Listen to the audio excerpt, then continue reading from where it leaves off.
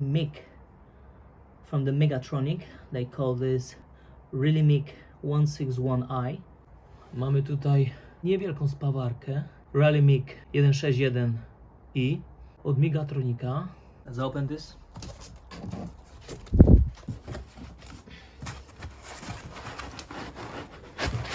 No, zabezpieczone nieźle.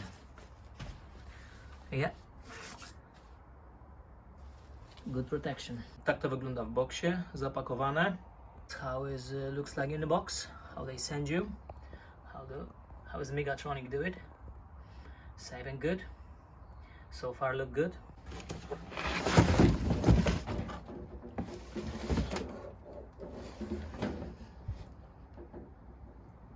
Tak to wygląda.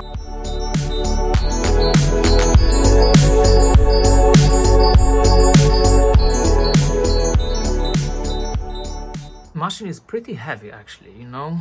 Of course we can do it, but I thought it's a little bit lighter, but I'm happy with this what I got. Zmiana polaryzacji. Jak widać, tu nie ma rozłącza. Jest to na stałe. Ta maszyna to jest multi. Tu jest elektroda, tu jest TIG lift, no i MIG. Ta spawarka jest dość ciężka. Oczywiście, że to nie jest stacjonarna, to spokojnie może się wziąć przenieść, ale daleko ją nie naniesiecie. This gun, it's a bit different than the traditional. As you see, the trigger is on the top, using your thumb, not the index finger. Some people like it, some not. We'll see how it's gonna be. So far look good. Should be alright. Switch, gas, power cable, design in Denmark, made in China.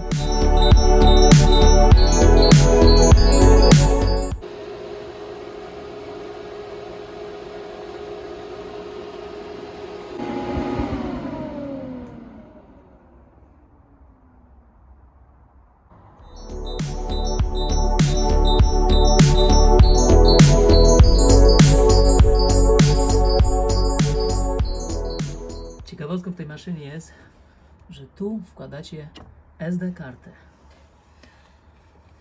od Migatronika oczywiście, żeby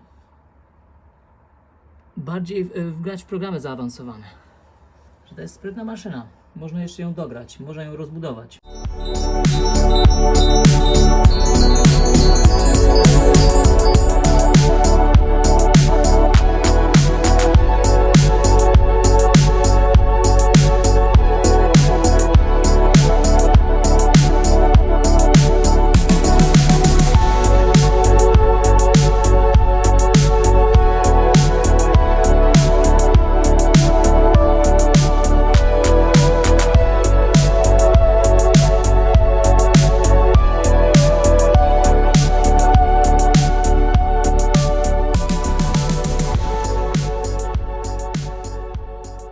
Here we got the SD card plot for more advanced settings.